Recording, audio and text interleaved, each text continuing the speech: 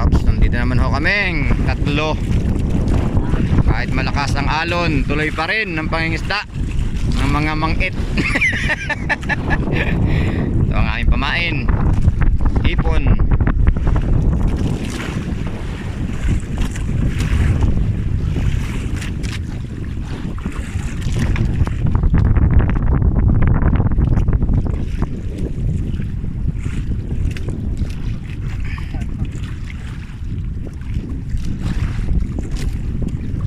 Sana yung mga manangingisda, ayun, mga naghahabulan ng litaw.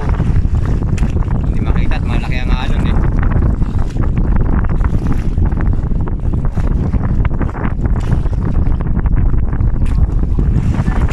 Dami.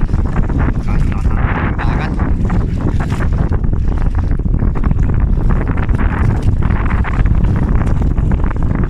Ayan o, laki ng pisa. Yo yo yo yo yo yo yo yo yo yon. Lalaki ng alon.